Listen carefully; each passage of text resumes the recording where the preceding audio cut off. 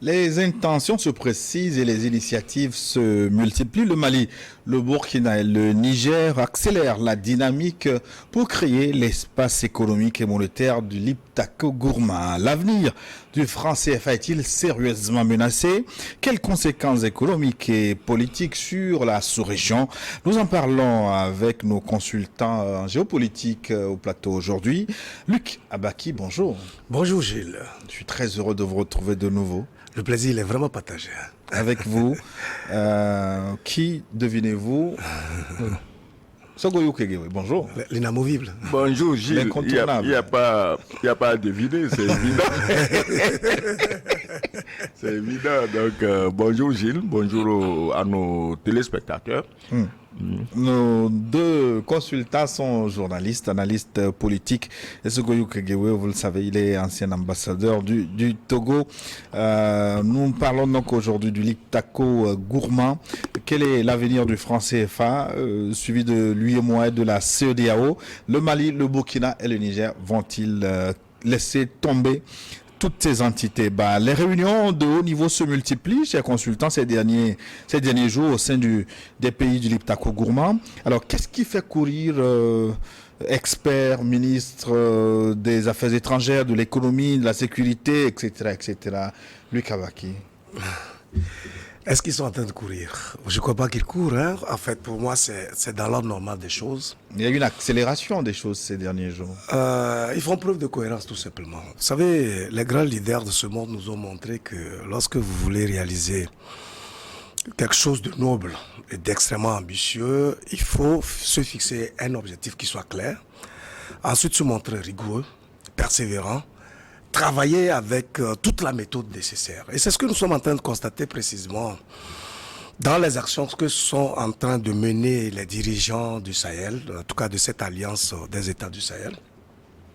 Parce que vous savez, lorsque Assimi Goïta, on commence par là parce que le point de départ c'est le Mali, lorsque Assimi Goïta, ayant observé le contexte politique de son pays, en tout cas sociopolitique, où les gouvernants de l'époque n'avait plus la marge nécessaire, le pays était ingouvernable, il y avait des soulèvements, etc., etc. Et il a pris la décision d'intervenir parce qu'après avoir été autant formé par le pays, l'investissement qui a été fait sur lui, etc., il s'est dit, mais je ne peux pas vivre par procuration. Il va falloir que j'intervienne quand même pour laisser une marque au bénéfice justement des miens. Et donc, lorsqu'ils sont venus, il s'est fixé un cap qui consiste à reconquérir la souveraineté, en tout cas de son pays.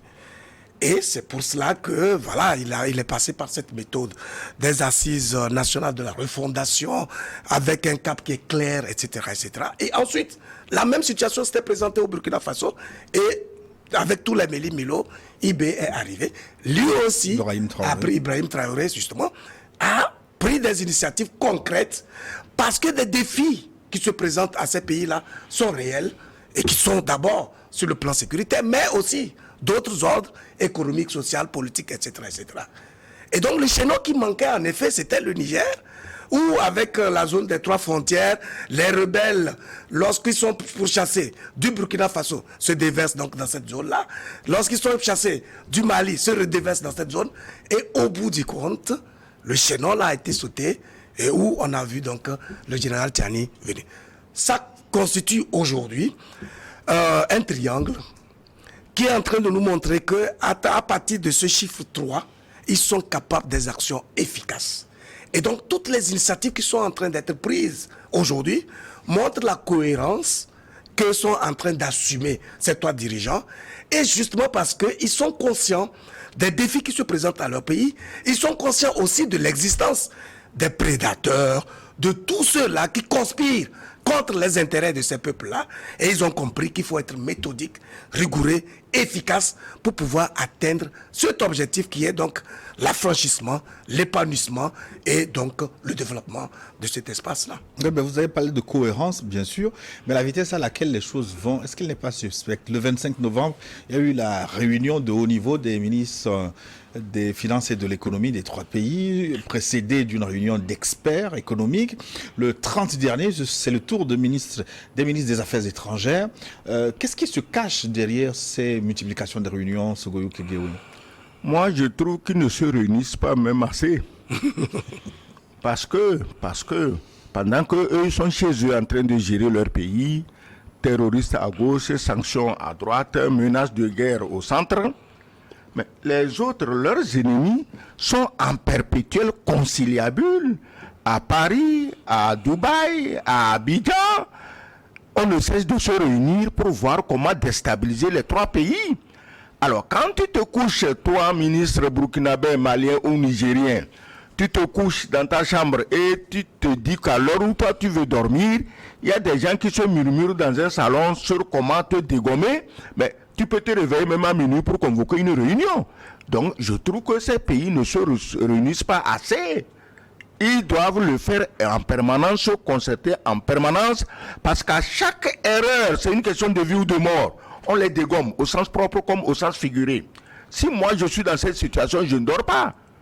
Donc, les jeunes États-là, les jeunes régimes-là, ils jouent leur survie.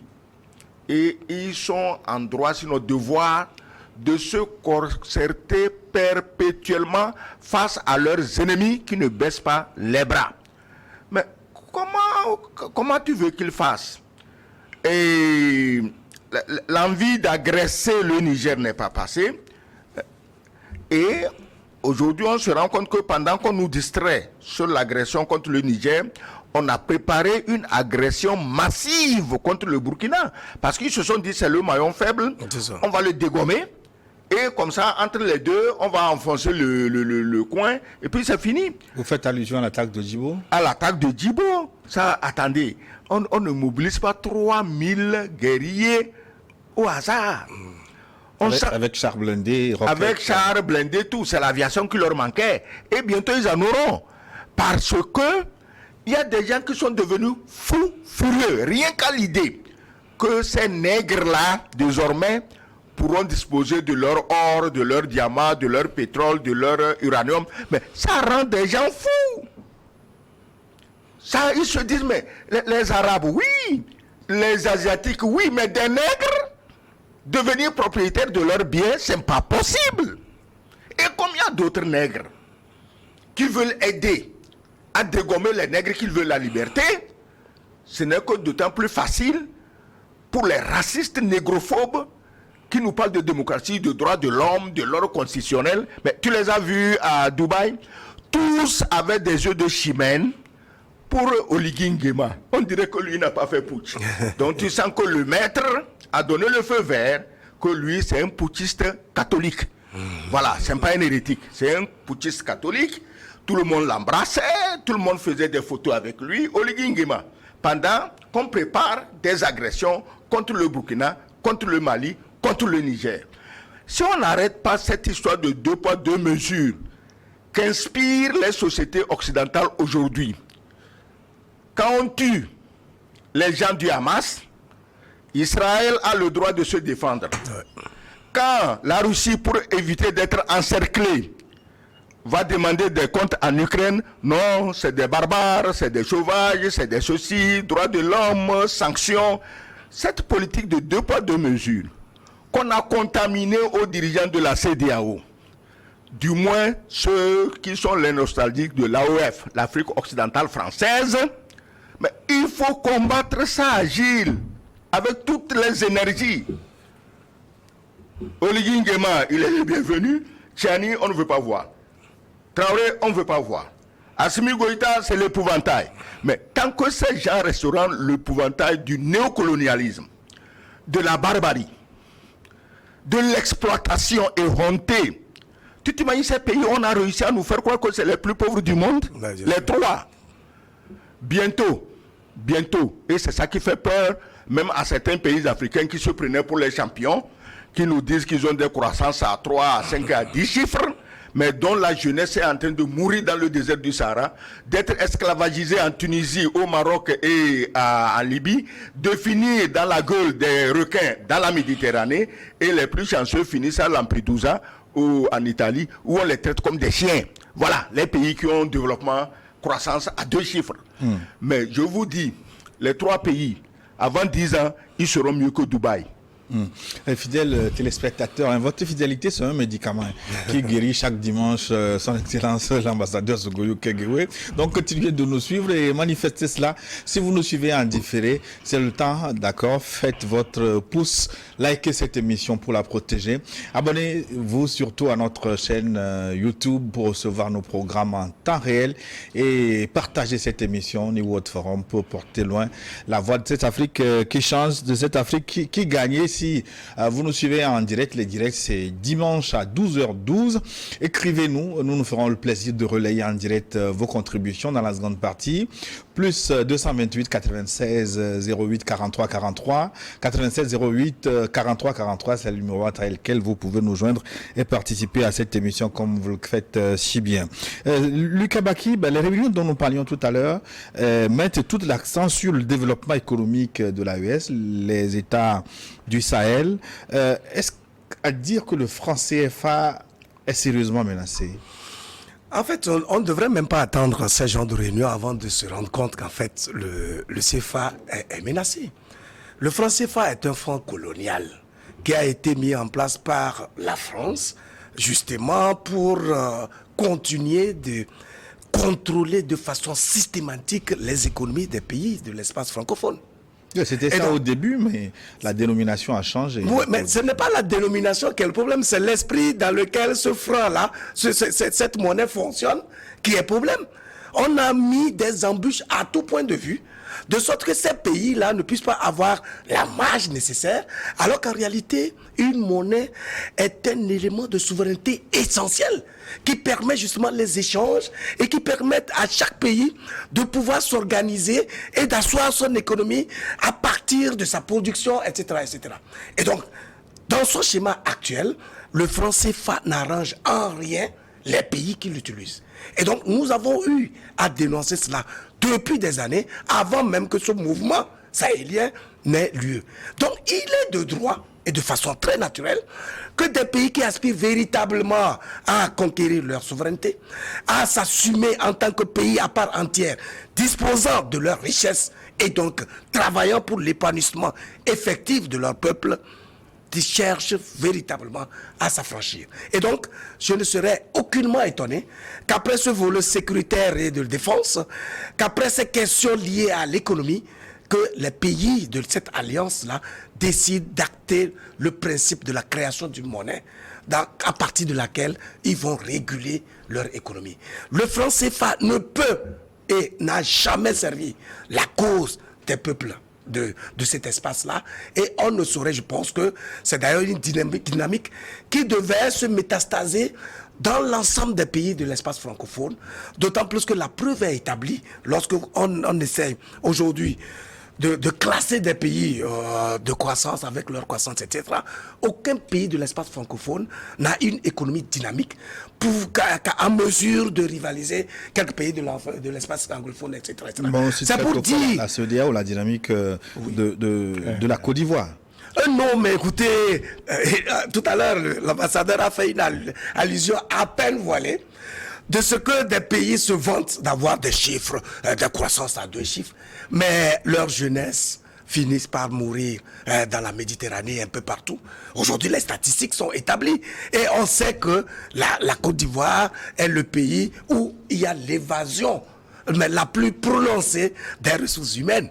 Alors pourquoi on peut alors proclamer incanter des croissances alors que dans le quotidien des citoyens, il n'y a aucune réalité, aucun impact subséquent? C'est pour dire qu'en fait, il y a la théorie, mais il y a la réalité du terrain qui montre clairement que, en tout cas, c'est une question de bon sens, que de disposer de sa propre monnaie et d'en disposer de toutes les règles, en tout cas, tous les paradigmes qui permettent sa gestion. Si ce n'est pas le cas, s'il y a quelqu'un d'autre qui doit vous assurer la garantie, etc., c'est clair que vous ne vous possédez pas et vous ne pouvez rien construire par vous-même. Sogoyou Kegewe, tous les signaux montrent clairement que les pays du Liptako gourmand sont prêts désormais à en découdre avec le franc CFA. Non. Ces pays, moi je ne vous comprends pas. Ces pays-là, je ne les ai jamais entendus en train de dire du mal de quelqu'un, de menacer quelqu'un. Ils n'ont jamais parlé mal de la CEDEAO, ils n'ont jamais parlé mal de l'UEMOA, ils n'ont jamais parlé mal même du franc CFA. Mais ils suivent la loi, il y a des règles. Le franc CFA a été créé, inventé en 1945 pour, je crois, 70 ans. Et en 2020, c'est mort. Donc, il n'y a même pas de franc CFA. Le franc CFA opère aujourd'hui dans l'illégalité. C'est pour éviter cette... Ça dit que ça devient une fake, une monnaie, une fake currency, une fake monnaie. Depuis 2020, c'est fini. Le franc CFA, tel que signé par De Gaulle, il est mort. On est maintenant sur la signature de qui? Donc, c'est pour éviter la honte qu'un prestidigitateur atterrit en 2019 à Abidjan. Il y avait une réunion de la CEDEAO où il n'était pas invité. Et puis, il se pointe, il dit, ah, son acolyte à Abidjan se pointe devant les membres de la CEDEAO. Eureka, on a trouvé. Il a eu de l'illumination. Jésus est passé par là. Il a trouvé, ce n'est plus CFA, c'est ECO. On dit, mais mon ami, ECO, là, c'est la monnaie que toute la CEDEAO est en train de préparer. Toi, tu voles ça pour aller remplacer avec le CFA. Pourquoi? C'est pour même torpiller le projet de la CEDEAO. La preuve, il y a eu des pays comme le Ghana et le Niger qui avaient été pressentis dans des commissions pour étudier la faisabilité de l'éco, mais silence radio. Il n'y a rien. Donc, Eureka, on a trouvé une monnaie périmée, parce que la décision qui crée la monnaie est périmée. Et puis, Gilles, il n'y a pas de franc CFA. Parce qu'il faut qu'on fasse attention. C'est parce que nous, les Africains, nous faisons semblant de ne pas comprendre ce qui se passe. Et il s'est passé des choses. Le franc CFA, on ne devait pas l'appeler le franc CFA. C'est le franc Adolf Hitler. Pourquoi il doit être le franc Adolf Hitler? Parce que c'est Hitler qui a appliqué ces mesures scélérates à la France pour la mettre économiquement à genoux pendant la guerre. C'est ça. Et ils appellent ça le compte de quoi qu'on a ouvert. Mais d'exploitation. Compte d'exploitation. Non, c'est un compte de quelque chose, c'est pas exploitation. Donc, après la guerre, naturellement, quand De Gaulle est venu au pouvoir, le premier réflexe, c'est de mettre au franc du Reich. Comme Hitler, il faisait le troisième Reich, tout est Reich chez lui. De Gaulle met fin à ça. Et qu'est-ce que les Américains font? Les Américains qui ne sont pas plus honnêtes que les Allemands. Eux aussi se précipitent avec une monnaie drapeau, une monnaie des billets. Tu as le billet français, le drapeau français, le drapeau américain. Mais De Gaulle est un patriote. Il n'a rien à voir avec les larvettes d'aujourd'hui qui ont vendu leur pays à Ursula von der Leyen et à Biden. Non, De Gaulle a dit non. Je ne veux même pas de la monnaie américaine, je veux la monnaie française, le franc français. C'est ça qui va définir ma dignité et c'est ça qui va me permettre de me battre économiquement pour me sortir des dégâts de la guerre. Voilà, De Gaulle récupère son français, il est tout content. La France a commencé à démarrer économiquement. Voilà que par malheur, on parle d'indépendance des nègres. De Gaulle, il s'est dit, mais tiens, Hitler, c'est un brave garçon. Je ne sais même pas pourquoi on l'a diabolisé. Il a une idée géniale. Moi, je vais appliquer cette idée aux nègres et on va siphonner avec ça toutes les richesses des nègres. Et c'est comme ça que vous vous êtes retrouvés avec le franc Hitler. Le franc CFA là, c'est parce que vous ne connaissez pas l'histoire qu'on l'appelle CFA. C'est le franc Adolf Hitler. Désormais, je crois qu'en tant qu'Africains, c'est le nom qu'on doit donner à ce franc scélérat destiné à nous piller, à nous sucer jusqu'à l'os. Et nous sommes à l'os 60 ans après les indépendances. Regardez nos pays, on a quoi? Les vieux ponts qu'on a fait au temps colonial, on vous les fait payer jusqu'à aujourd'hui. Personne ne connaît le montant exact. Oui, mais en dehors de la question de souveraineté et de la symbolique, en quoi le franc CFA pose problème? Moi, je voudrais bien l'avis de quelques experts. Hein, vous pouvez nous envoyer. Oui. Si vous êtes spécialiste de la question, dites-moi. Oui, mais dans la invitez Kako Nouboupa, c'est un compatriote. Il a fait beaucoup de démonstrations ici. On va relayer ses contributions dans la seconde partie. Moi, cela n'intéresse pas ses avis. Moi-même, j'aimerais un spécialiste. Moi, je ne suis pas un spécialiste. Tout à fait. Je ne dis que ce que j'entends. Et puis des principes. Il y a des principes. Il y a des principes. Invité Kakonoubou, bon, c'est un Togolais. Chaque fois qu'il ouvre la bouche, on lui donne un poste quelque part pour lui fermer la bouche. Mais comme lui, il est têtu, il va manger 1 ou 2 ans, il recommence à parler, on le chasse. Voilà. Mais moi, je l'aime comme ça. C'est-à-dire qu'il ne mange pas pour se taire définitivement. Il mange, mais il mène le combat. Voilà des gens qu'on devait valoriser. Voilà des gens que les pays du Sahel devaient solliciter pour mieux comprendre l'arnaque. Hein, l'arnaque du franc Hitler. Donc, moi, je dis ceci. Il n'y a pas de franc CFA. Le franc CFA de De Gaulle est mort depuis 2020. Il reste juste le franc Hitler. Bon, maintenant, comment nous débarrasser du franc Hitler? Ce n'est pas seulement le problème des 3 pays du Sahel. C'est le problème de tous les pays noirs, nègres, propriété privée de Macron. Mais c'est leur devoir de s'en sortir. Luc Kabaki, de toutes les façons, est-ce que cette affaire de monnaie n'a pas trop traîné quand vous voyez l'itinéraire pris par ces 3 pays, notamment le Mali, avec la réclamation de la souveraineté qui fait partie des piliers du fondement du régime. Mais pourquoi on a laissé cette monnaie jusqu'à présent, qui est frappée même en France, Chamalier? Oui, non, vous parlez du Mali qui est toujours là dans le CFA ou bien exactement. Des pays de... Non, écoutez, je pense que j'ai parlé tout à l'heure de la méthode. Vous savez, quand vous avez un objectif qui est vraiment réel et conséquent, vous devez savoir quelles sont vos priorités et de quelle manière vous devez procéder pour ne pas fonctionner de façon hasardeuse, de sorte à répéter les erreurs du passé qui expliquent qu'aujourd'hui, beaucoup de nos pays n'arrivent pas à décoller.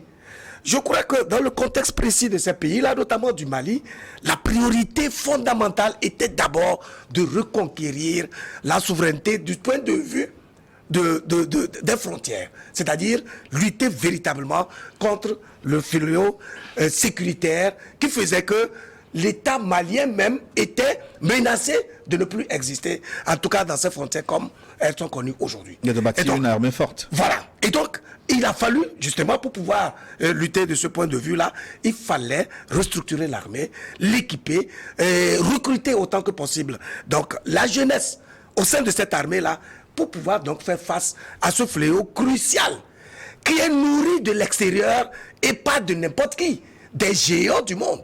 Vous voyez? Et donc, je crois que cette méthode a vraiment fonctionné.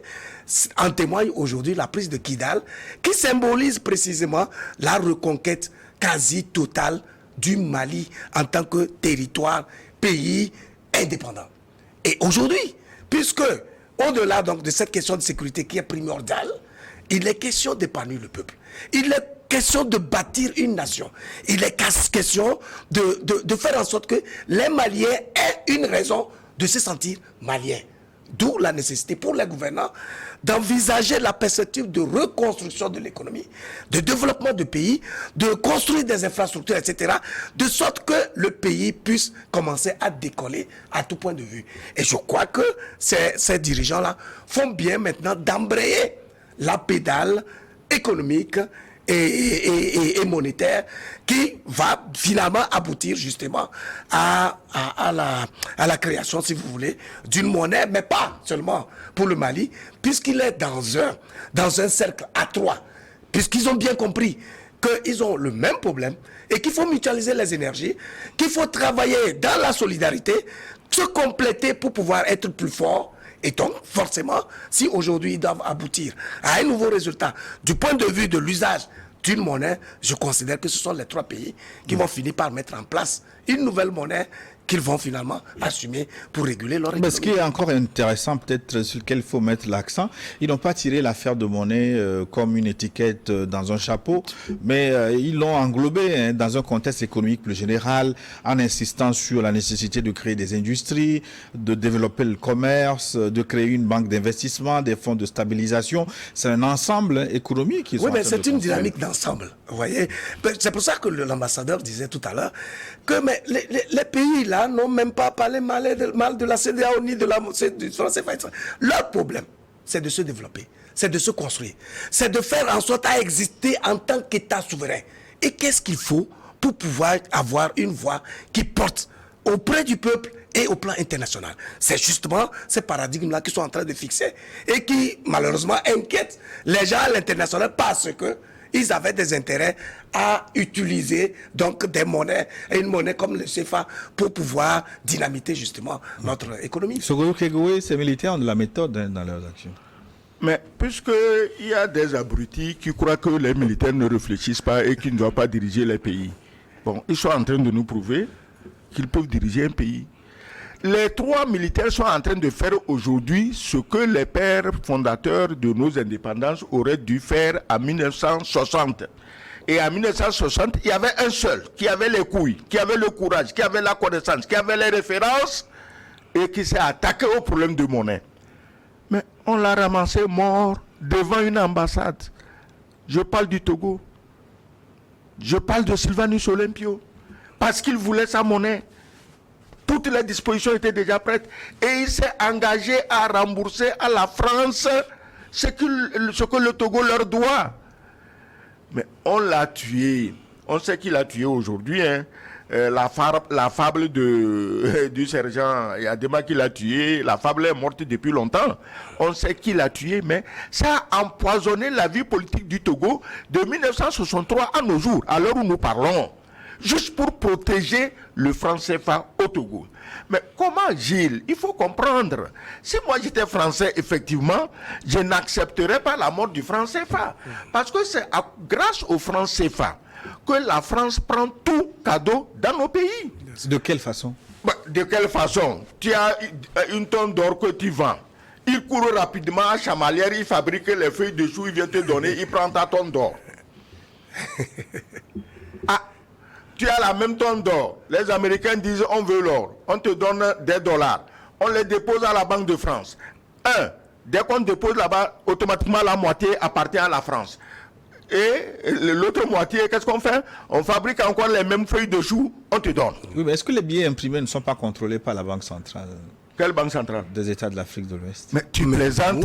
Mais même au contraire, normalement à Chamalières, on devait avoir un représentant de la BCAO qui contrôle. Mais non, c'est plutôt la BCAO qui est un représentant de la France qui a droit de veto sur 8 pays. Voilà. Un petit bougre atterri en costume cravate et il s'impose à ses volontés, ses caprices. Bon, je ne maîtrise pas la structure de Chamalier, je ne sais pas comment ça fonctionne là-bas. Oui, mais c'est une question de bon sens. Les gens qui nous écoutent, les experts, dites-nous comment ça fonctionne. Voilà, donc le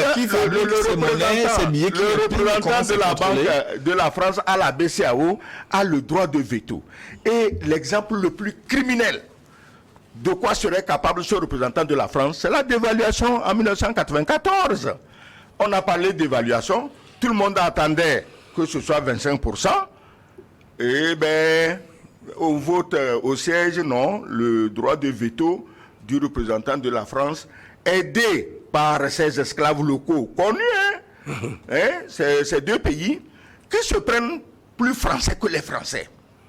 Donc quand la France leur demande 1, ils disent non chef, on t'en donne 2. Parce que sans toi, nous on n'est pas là.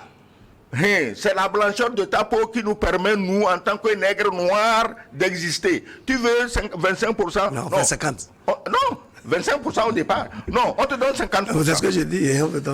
Et Gilles, voilà comment ça se passe. C'est enfantin, mais ça se passe comme ça. C'est de ça que souffrent des millions de Togolais, de Béninois, de Nigériens, de Burkinabés, de Maliens, d'Ivoiriens. Tout ce monde-là, regarde la galère générale dans laquelle nos peuples vivent, juste parce qu'il y a quelqu'un qui représente la France. Mais attends. Est-ce qu'il ne faut pas mettre un bémol à ce que vous dites? Parce que on peut concurrencer votre argumentation parce qu'il se passe dans les pays dans lesquels le franc CFA n'a pas la monnaie utilisée. Oui, je connais. D'accord. Attends, pardon. C'est ça. Je connais je connais ce charabia. Oui, comment tu veux qu'un pays comme... Attends. Même quand vous prenez les pays anglophones. Laisse-moi parler. Oui. Comment tu veux qu'un pays comme la Gambie, qui est une saucisse glissée dans l'anus du Sénégal pour l'embêter, il a sa monnaie. La Gambie a sa monnaie. Mais que la Gambie soit riche ou pauvre, que le Ghana soit riche ou pauvre, que la Guinée soit riche ou pauvre, c'est eux qui décident.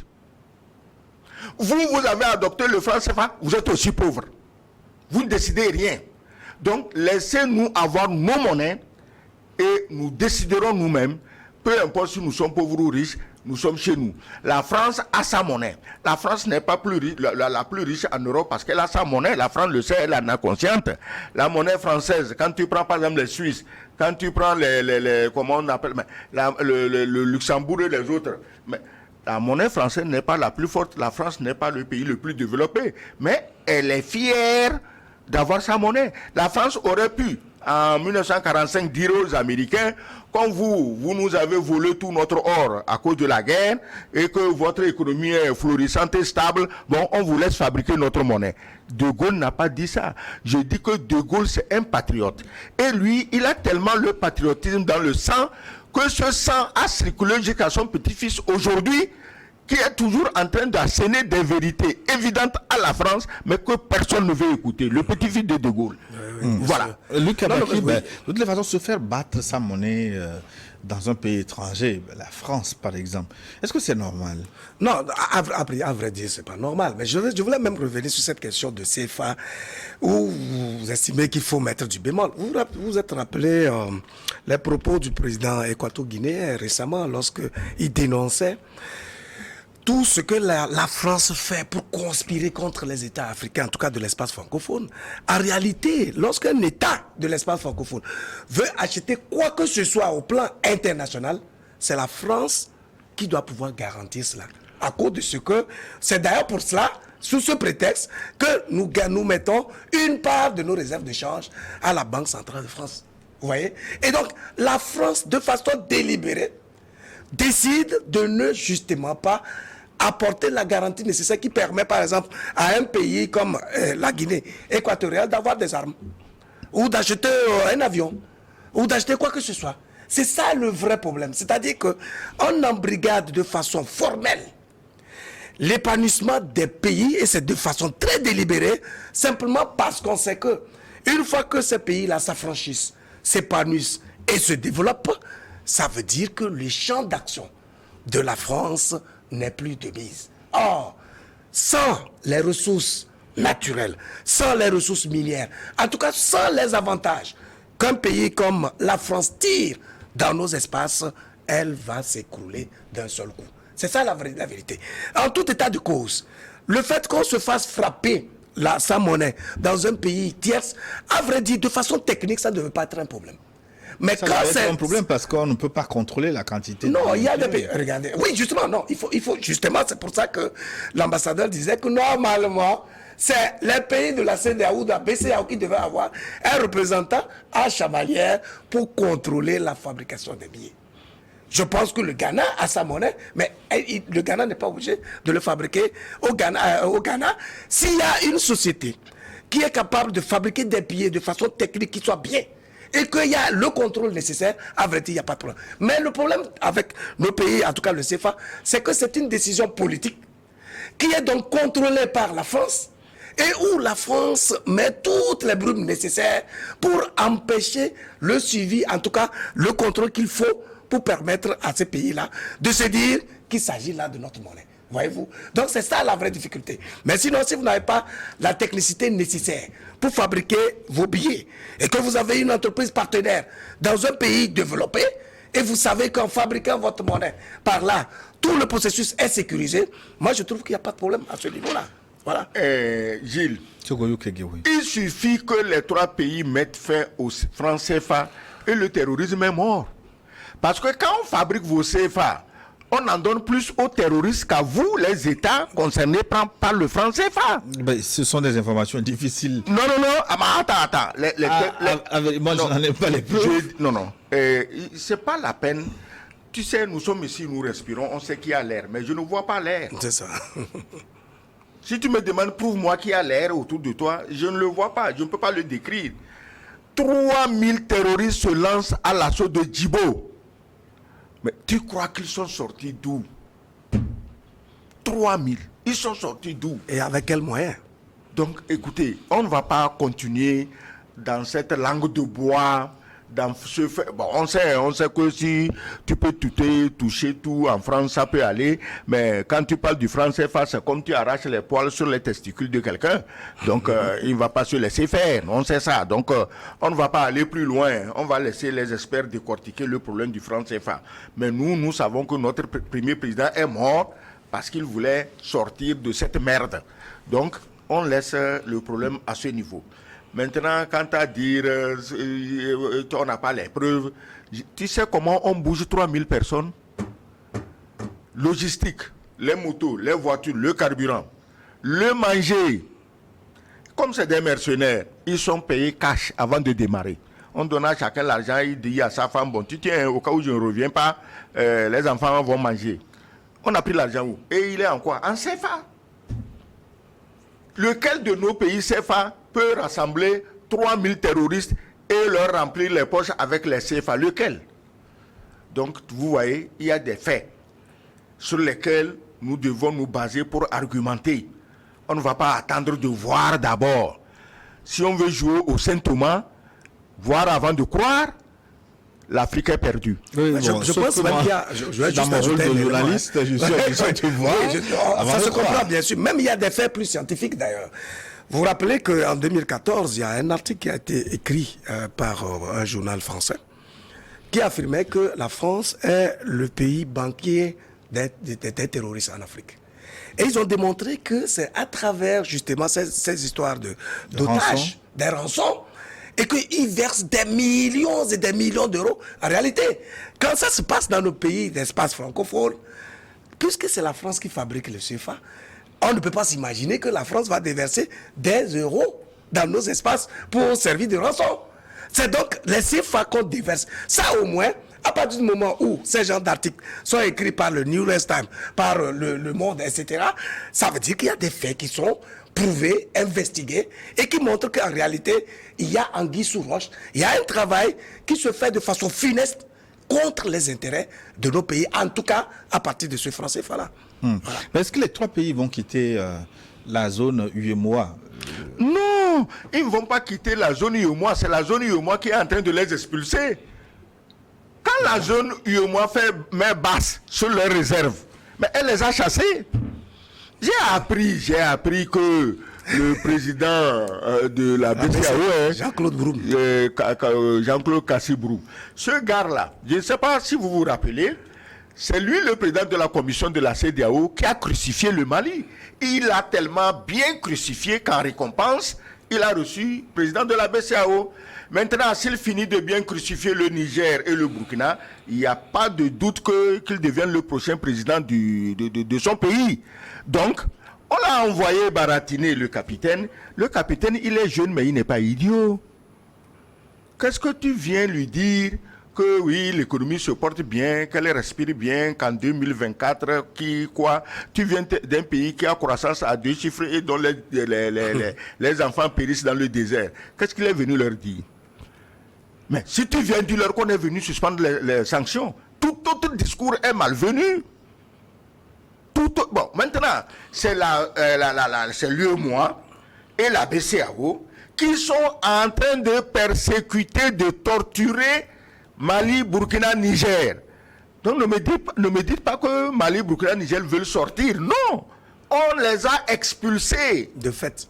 De fait. Donc je ne veux pas qu'on inverse les rôles.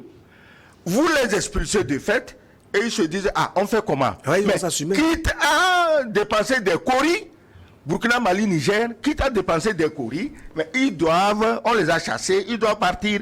Ils ne doivent pas faire comme certains pays, quand on les chasse, ils disent non, nous on ne bouge pas.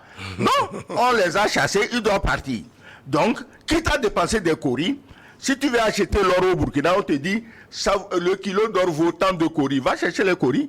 Si tu les trouves, c'est bon, tu reviendras nous trouver. Quand ça a chauffé en Russie, qu'est-ce que Poutine a dit? Mais achetez le pétrole en rouble. Voilà. Puisque vous voulez que ma monnaie tombe, bon, ma monnaie va monter parce que vous-même, vous êtes obligé de courir aux 4 coins du monde pour rassembler assez de roubles, pour acheter des millions de tonnes de pétrole, des milliards de mètres cubes de gaz. Alors, je crois que nos 3 présidents vont s'en inspirer. Ouais. Quand ils auront leur monnaie, les gens vont dire ah, ça ne vaut rien, nous on va pas y, on va pas ça. Bon, d'accord. Nous on vend le coton, Mali, premier producteur, venez. C'est dans notre monnaie Sahel. L'or, deuxième producteur, venez. C'est dans notre. Et puis même autres... le pétrole et l'uranium. Hein. Oui. Et puis les autres pays n'ont aucun complexe. C'est la France coloniale qui aurait des complexes. Le chinois, le russe, comment on dit ça, le turc, le coréen. Mais il va acheter en monnaie du Sahel.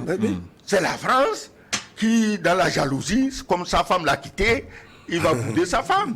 La femme l'a quitté, donc il ne va pas manger la pâte de la femme, donc il ne va pas prendre son Sahel. Donc les gens du Sahel sont plutôt en position de force, sinon on n'aurait pas dépêché Jean-Claude Brou à Ouagadougou. Jamais. Ils sont en position de force. Ils n'ont qu'à aller jusqu'au bout. Est-ce que finalement ce ne sont pas les sanctions de la CEDEAO qui vont pousser ces trois pays à prendre leur responsabilité, à quittant l'UEMOA, en se débarrassant du franc CFA et même peut-être, qui sait, de la CEDEAO? Mais je crois que c'est ce que l'ambassadeur vient de dire. C'est-à-dire que de façon délibérée et puis de fait, croyant qu'on va les sanctionner pour les pousser à courber les chines, mais on les pousse tout simplement à s'assumer et à comprendre qu'en fait, ils ne sont pas nés pour vivre par procuration, qu'ils doivent s'assumer comme tels, et ça permet de couper tous les carcans coloniaux qu'on a mis depuis des années et qui embrigadent nos États.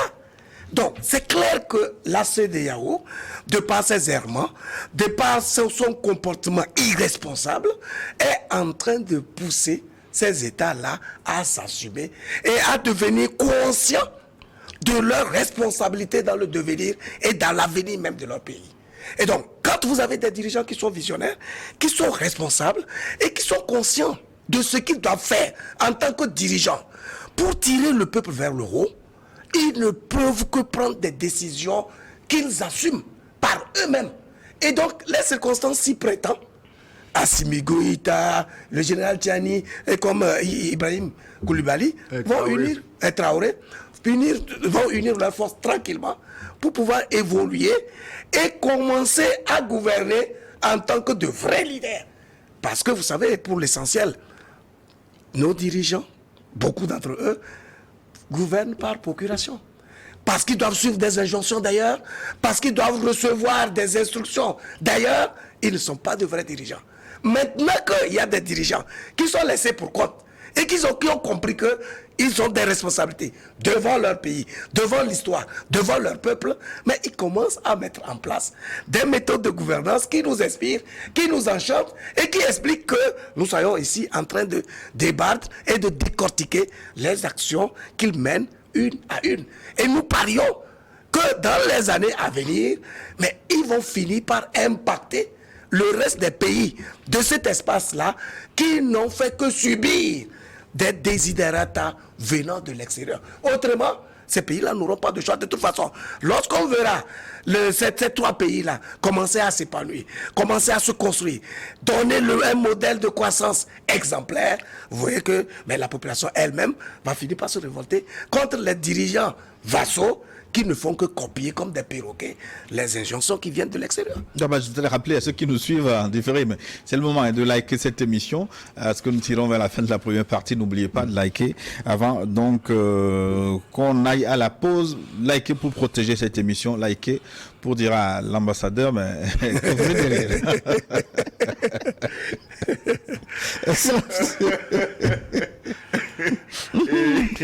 finalement, oui. Et comment la CEDEAO et l'UEMOA peuvent-ils se reprendre pour... Non, ils ne peuvent pas se reprendre, comme vous le dites vous-même, ce n'est pas eux qui décident.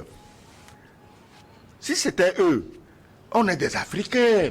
Je ne vois pas un Nigérien, un Béninois, un Ivoirien ordinaire en train de vouloir affamer le Niger. C'est pas possible.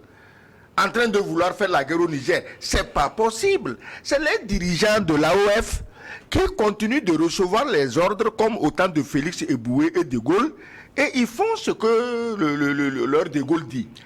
Sinon, mais Je sais qu'en France, Macron a dissous le corps des ambassadeurs. C'est-à-dire que c'est le gars qui nous prouve qu'il n'a pas besoin de diplomatie. Bon, on va revenir sur le sujet. Excellence, on va marquer une pause parce qu'il y a des impératifs commerciaux. Nous retrouvons dans la seconde partie avec vos contributions dans une dizaine de minutes. À tout de suite.